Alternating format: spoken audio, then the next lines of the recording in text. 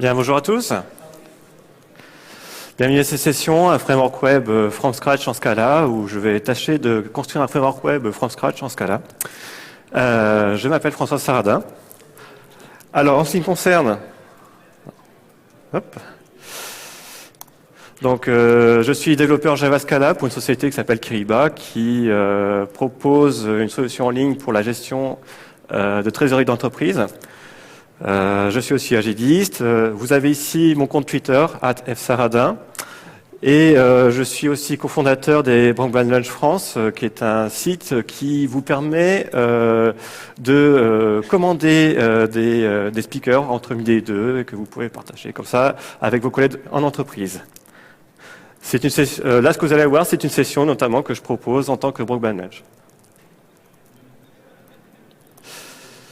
En termes d'agenda,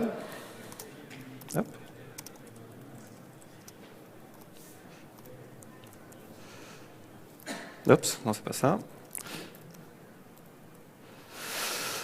Qu'est-ce qu'on va faire? On va commencer par mettre en place le framework. Vous allez voir, c'est se faire très rapidement. Et ce qu'on va faire, c'est quelque chose en Scala qui va ressembler beaucoup à ce qu'on fait d'habitude en Java.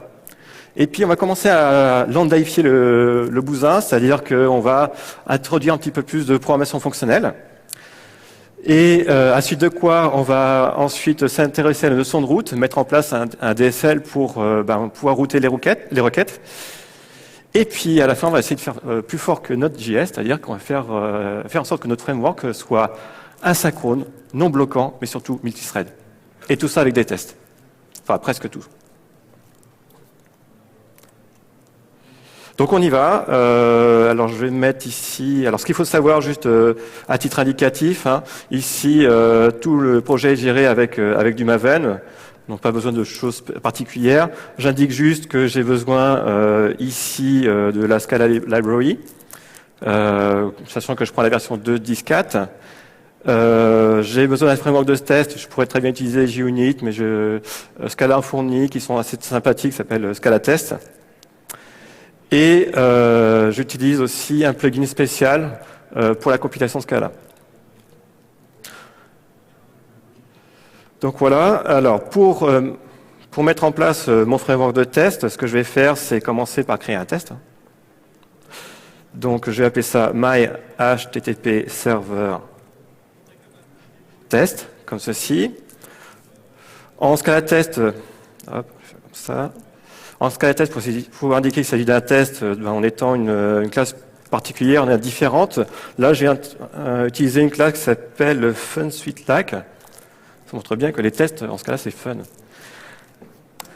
Et je vais lui ajouter quelques matchers très sympathiques. On va voir comment ce sera utilisé. Voilà. Alors, ce qu'il faut savoir, c'est que la petite différence, si vous ne connaissez pas assez bien Scala, la petite différence avec Java, ici, c'est que tout est public par défaut. Il n'y a pas besoin de l'indiquer. Donc, je commence à créer un test. Voilà, je le mets comme ça, test. Je lui donne une petite description. Par exemple, je vais dire, voilà, si je tape sur l'URL hello, eh bien, il va me répondre hello. Should say hello when hello. Ça représente à peu près ce qu'on veut. Voilà. Pour taper sur une URL, il y a ce qu'il faut déjà dans ce cas-là pour le faire. Il y a une classe qui s'appelle source. Voilà, celui-là. C'est là. Et je lui dis from URL. Je vais dire que je vais taper sur localhost au port 4242. Et je vais taper donc sur hello. Donc ça va me fournir un résultat. Je vais appeler ça result. Alors, il me donne comme type buffer source. Bon, c'est pas super exploitable, c'est pas grave. Je peux en faire une chaîne de caractères. Je vais faire make string. Voilà. Alors, hop, on voit pas très bien. Je décale un petit peu, si je peux. Non, il veut pas. Je sais pas si on peut. On va zoomer un petit peu en arrière. Voilà. Je sais pas. Vous voyez toujours? C'est bon? Donc là, en fait, il me met un souligné rouge pour vous dire que ça ne correspond pas au type attendu derrière. c'est pas grave, je peux changer ça en chaîne de caractères, très bien. Le val qui est ici, ça indique en fait que result, ça correspond à une valeur. Si vous traduisez ça en Java, c'est en fait comme si vous déclariez une variable final. En ce cas-là, ce qu'on peut faire aussi, quand c'est un peu too much, eh bien, on peut supprimer la déclaration du type. Il infère les types automatiquement, donc il n'y a pas besoin de déclarer. C'est un peu un surplus.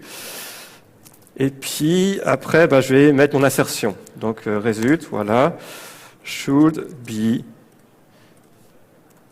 Et c'est ce que je suis censé obtenir.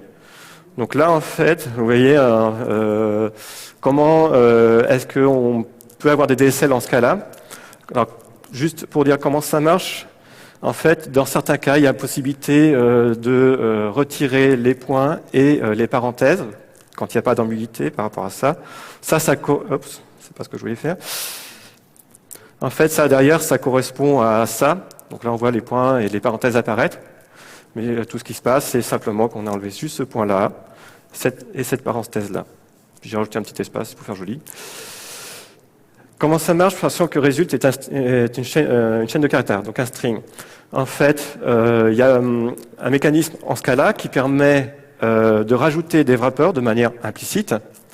Il y a des déclarations donc, qui sont fournies par défaut en ce cas-là pour le faire. On peut le faire soi-même. Et grâce à ces wrappers, on peut rajouter des méthodes à des classes existantes. Donc là, par exemple, j'ai rajouté la méthode should à la classe chaîne de caractères pour pouvoir justement écrire des assertions. Alors, il s'agit plutôt d'un test d'intégration ici. Donc il manque quelque chose, il va me manquer le démarrage du serveur. Donc, ce que je vais faire en premier lieu, c'est déclarer un serveur provenant de mon framework, HTTP serveur, en supposant qu'il existe. Donc là, c'est en rouge, donc effectivement, ça n'existe pas. Je vais le brancher sur le port 4242.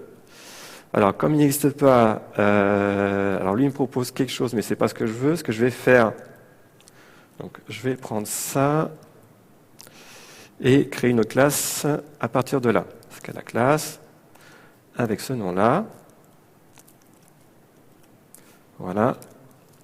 Je reviens dans le code de test. Alors là, il me dit que ouais, ok, donc j'ai déclaré une classe, mais il n'y a pas de constructeur avec un paramètre de type entier. Je vais corriger ça tout de suite. La particularité en ce cas-là, c'est qu'on peut mettre la déclaration des paramètres du constructeur directement dans la ligne de déclaration de la classe.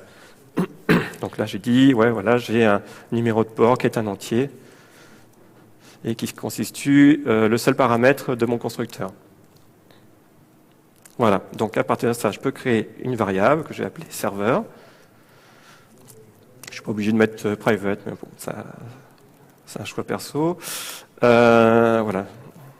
Et donc, l'idée, qu'est-ce que je vais faire après? Donc là, je déclare mon serveur, mais il faut que je démarre. En termes de stratégie de démarrage pour le serveur, ce que je vais faire, c'est que je vais d'abord démarrer mon serveur, dérouler tous les tests de ma classe. Une fois que tous les tests de ma classe ont été exécutés, à ce moment-là, j'arrête le serveur. Donc, pour pouvoir faire ça, je vais rajouter ici une classe complémentaire en termes d'héritage. Alors, en ce cas-là, donc effectivement, on a de l'héritage multiple. En Java, on a de l'héritage multiple uniquement sur les interfaces. On peut le faire avec des choses un peu plus complètes vis-à-vis de ce cas-là, avec cette notion de weave. C'est ce qu'on appelle des threads dans lesquels on peut mettre, qui sont des interfaces dans lesquelles on peut mettre du code. Ça ressemble beaucoup d'ailleurs aux interfaces telles que vous pouvez retrouver dans Java 8. Et donc, c'est comme ça donc qu'on peut, sachant qu'un trait est supposé représenter un service, c'est comme ça donc qu'on peut rajouter à une classe existante un ensemble de services. Donc là, j'ai un trait qui s'appelle before and after all. Voilà. Et à partir de laquelle je vais pouvoir faire de l'override sur deux méthodes, before all et after all, comme ça l'indique. Donc, def. Donc pour déclarer une méthode, on utilise def. Donc il y a une qui s'appelle before all. Voilà. Et l'autre s'appelle after all. After all. Donc dans la première, je fais simplement server.start. Je crée la méthode directement. Non, là, donc, on voit une déclaration de méthode. Le type de la méthode est mis juste après, c'est de type unit. Unit, c'est l'équivalent de void en Java. Et après le égal, on met le corps de la fonction. Le triple point d'interrogation, c'est un peu ce qui, derrière, ça va simplement vous lancer un not implemented error. Donc, il attend une implémentation derrière. Alors, je vais faire pareil pour after all en premier lieu, server.stop. Comme ceci, je vais juste décaler ça ici. Voilà, donc on a le start, on a le stop.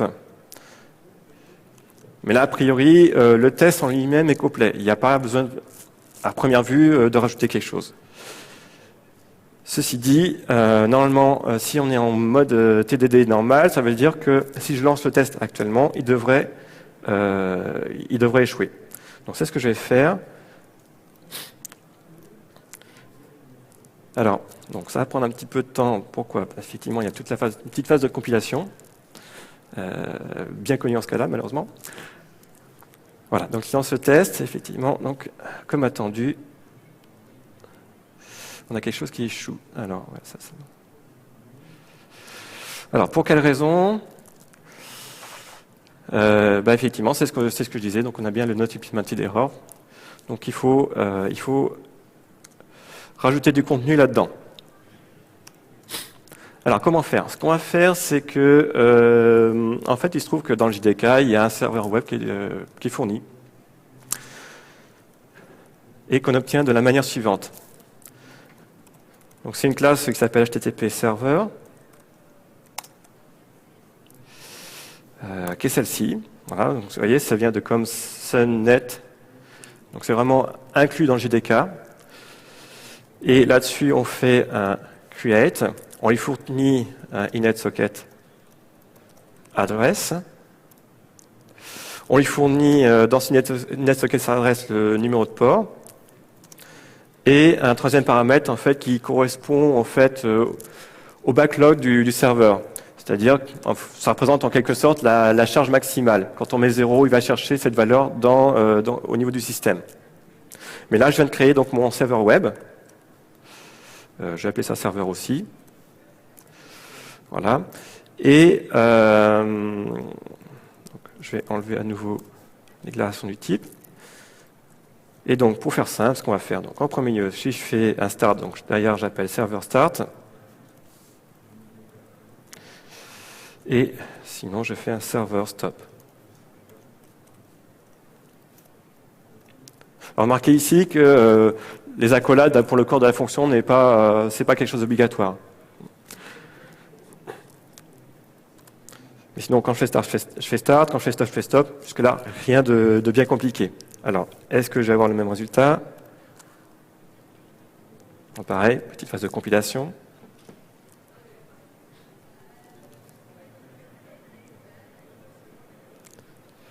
Hop, si je veux bien venir. Ah oui, je me suis trompé de touche. Donc là, ça devrait un peu mieux. Voilà. Donc là, cette fois, on a un find not found exception. En fait, vis-à-vis du framework web, du framework web fourni par JDK, le find not found exception correspond à l'erreur 404.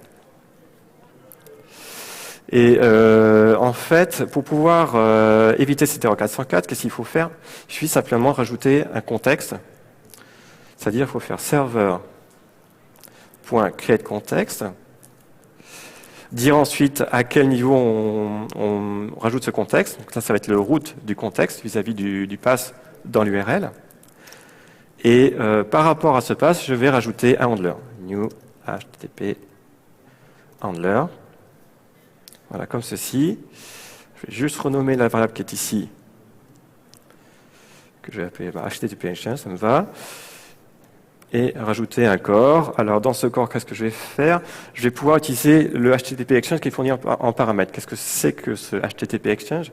C'est en fait l'interface entre le client et vos serveurs web. Donc dedans, vous allez retrouver tout ce qui vous permet de déconstruire la requête et de construire la réponse. Donc j'y vais, HTTP Exchange. On va commencer par la fin. On ferme déjà toute communication. Avant ça, qu'est-ce que je dois faire? Eh bien, je dois commencer à construire ma réponse. Donc, response body, write.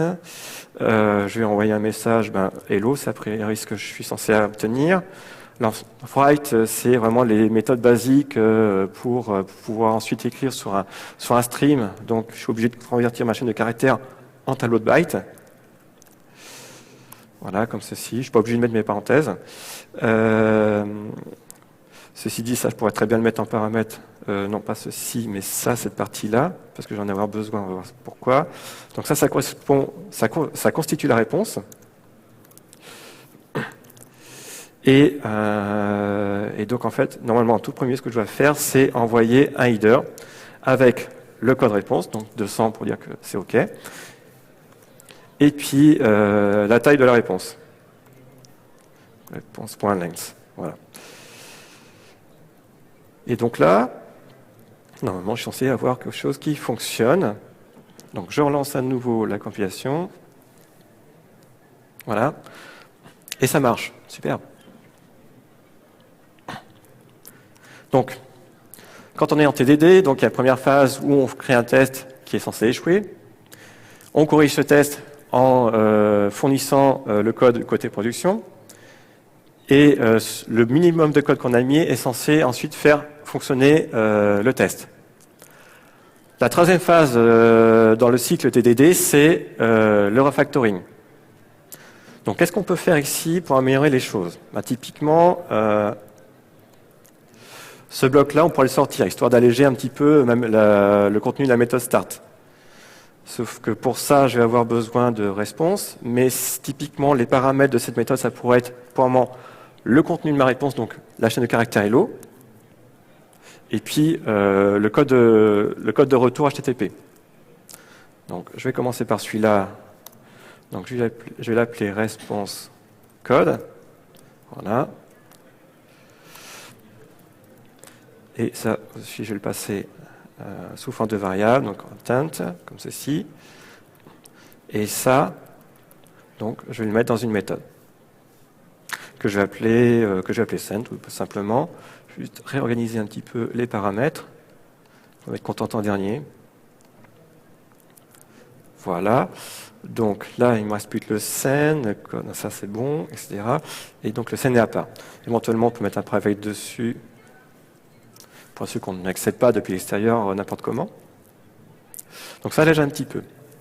Ce qu'on peut faire aussi, c'est se dire, voilà, bon, jusque-là, ce qu'on a fait, c'est vraiment quelque chose qui ressemble beaucoup à ce qu'on fait habituellement en Java quand on code.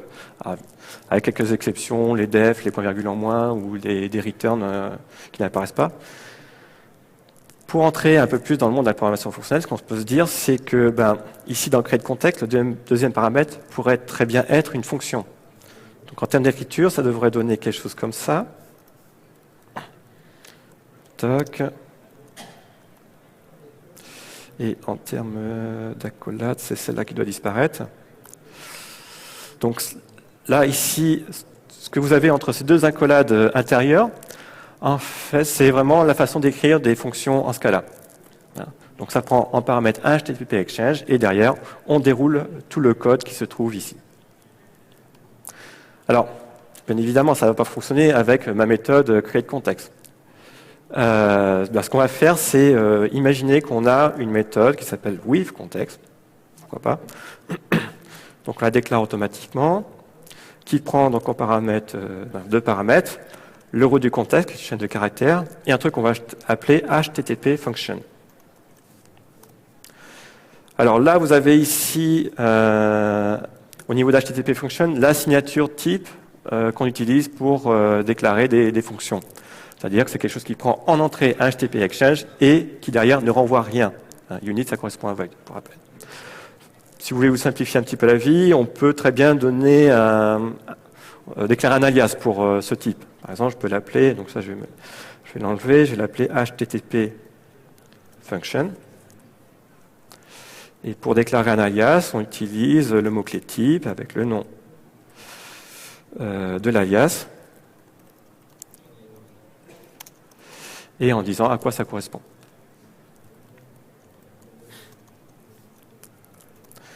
Alors, mon with context, à quoi ça va ressembler? Eh bien, à l'intérieur, qu'est-ce que je vais mettre? Je vais partir donc de mon serveur, je crée un contexte. Le premier paramètre, donc, c'est le route du contexte. Le deuxième paramètre, c'est le HTTP handler. OK.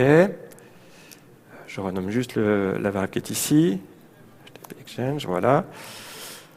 Et ensuite, tout ce que j'ai à faire, c'est appeler ma fonction en lui fournissant le HTTP exchange. Voilà, comme ceci. Et avant de relancer les tests, ce qu'on pourrait faire pour améliorer un petit peu les choses en termes de lisibilité, c'est plutôt d'avoir deux paramètres comme ceci, se dire que le with context agit un petit peu comme une structure de contrôle, un peu comme un while en fait, en quelque sorte. Je vous montre. En termes d'écriture, ce que j'attends, c'est en fait obtenir quelque chose comme ça. With context, et puis après un bloc de code qui est juste à côté. On peut le faire en ce cas-là. Alors je reviens un petit peu en arrière. En ce cas-là, on a une notion, en fait, on a la possibilité de grouper des paramètres par sous-ensemble. Pour ça, on utilise une notation comme ceci. Voilà, là, j'ai deux groupes de paramètres. Le premier groupe de paramètres qui prend un paramètre qui est le route, et le deuxième groupe de paramètres qui prend un paramètre qui est le HTTP function. Donc ça veut dire qu'ici, un peu plus bas, je dois écrire ça de cette manière-là. Et à ce niveau-là, en particulier quand on a un bloc de code, les parenthèses deviennent optionnelles. Donc j'arrive à obtenir ce que je veux. D'accord ?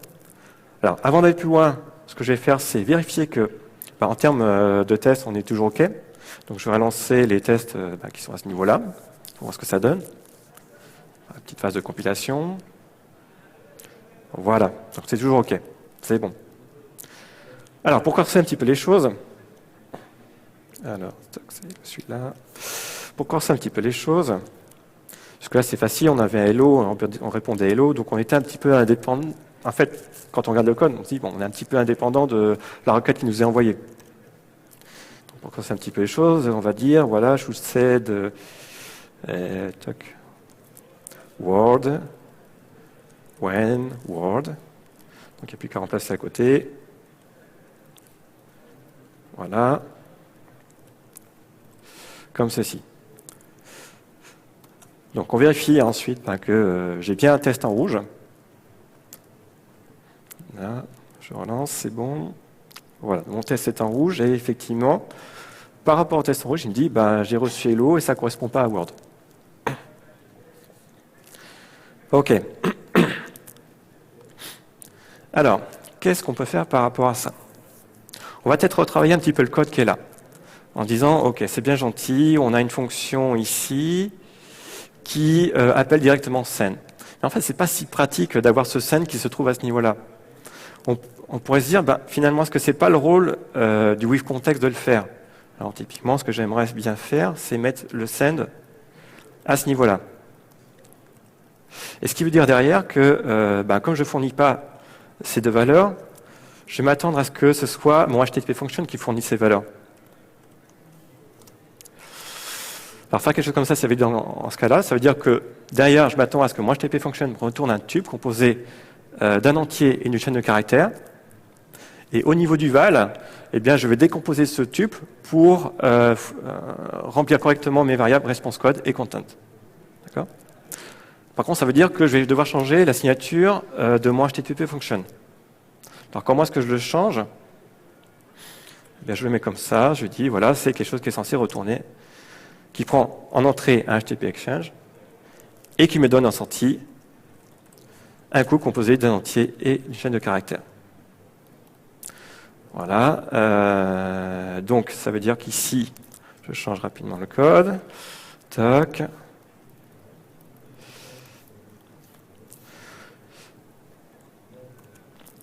et j'ai quelque chose comme ça. Pour alléger encore un petit peu plus la signature, enfin le code, ici je peux faire quelque chose, je peux enlever le type, hein, comme pour la déclaration de variable. J'ai HTTP Exchange en entrée et je retourne 200 et hello en sortie, ce qui est déjà plus sympa. On peut se dire aussi qu'en sortie, ce qu'on pourrait avoir, en entrée, pardon, ce qu'on pourrait avoir, c'est un chemin. Donc plutôt d'avoir HTTP Exchange. Hop, non. On va partir, on va essayer d'obtenir le chemin. Alors, c'est comment est-ce qu'on fait? C'est un get, je crois. Voilà, request URI, .pass. Voilà, comme ceci. Alors, effectivement, ça veut dire qu'il faut que je change le type qui est ici, puisqu'un chemin, c'est sous forme de chaîne de caractères. Et donc là, j'ai un pass. Quand on écrit quelque chose comme ça correspond à ça. Ça, c'est du pattern matching en Scala, et du coup, je peux mettre directement quelque chose qui est beaucoup plus parlant, en tout cas dans ce cadre-là. Et ça veut dire que derrière, je peux mettre mon Word comme attendu, et je pourrais même aller plus loin en disant que voilà, j'ai quelque chose qui correspond à Word, j'ai quelque chose qui correspond à Hello, et pour tout le reste, comme ceci, j'envoie une erreur 404 en disant not found.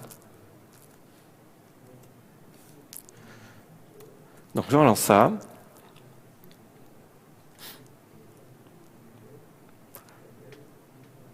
Et ça fonctionne. Alors, il ne me reste pas beaucoup de temps. Je vais essayer de faire assez rapidement pour la partie asynchrone non-bloquant multithread.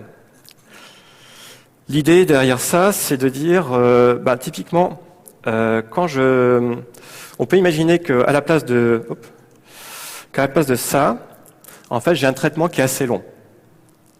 Et quand justement je fais ce traitement, j'occupe pendant toute la longueur du traitement un thread du serveur qui n'est pas libéré pendant ce temps-là. Pour pouvoir libérer un peu le serveur par rapport à ça, ce qu'on peut faire, c'est utiliser des futurs. Comment ça marche? En fait, dès que j'ai un futur, il va créer un thread et le démarrer directement en parallèle du thread du serveur. Il faut juste que je le déclare, voilà. Sauf qu'il faut que je le prenne en compte après dans mon framework. Donc, première chose à faire, c'est de dire que mon HTTP function, ok, il a une chaîne de caractères d'entrée qui correspond au chemin de la requête, mais en sortie, en fait, je dois obtenir un futur dont le contenu va être composé du code de réponse et du contenu de ma réponse. Ça, ok. Donc après, là, ici, ça veut dire que je dois mettre des futurs un peu partout. Hop.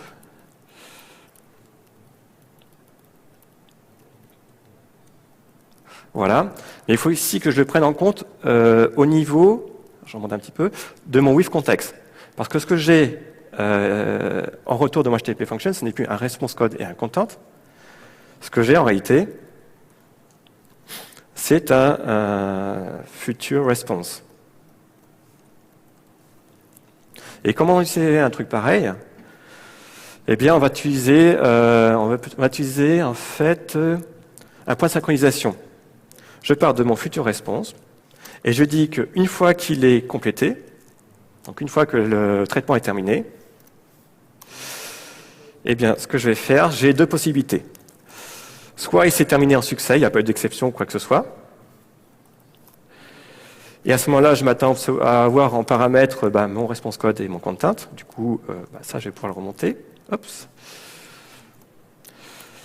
Sinon, j'ai un failure avec à l'intérieur une exception. Et dans ce cas, j'envoie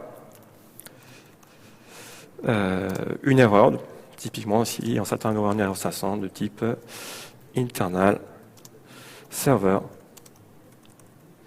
error. Voilà. Alors, ce qui va juste manquer ici par rapport au futur, c'est en fait, pour l'utilisation des futurs, il faut déclarer un pool de thread qui est à part. Scala dans son SDK en fournit un par défaut, execution context. implicit globals. Donc, par ce biais-là, en fait, vous déclarez, voilà, vous importez tout un pool de threads utilisable, du coup, dans le framework qui est ici. Et last but not least, le with context qui est ici, non, autant pour moi. Ces déclarations qui est ici, en fait, ne devraient pas avoir lieu ici, mais plutôt dans le test. Alors, pour faire simple, je vais le mettre ici. Voilà. Normalement, avec serveur. Voilà. Et au final, donc là, vous avez un framework web complet pour moins de 50 lignes. Voilà. Je vous remercie.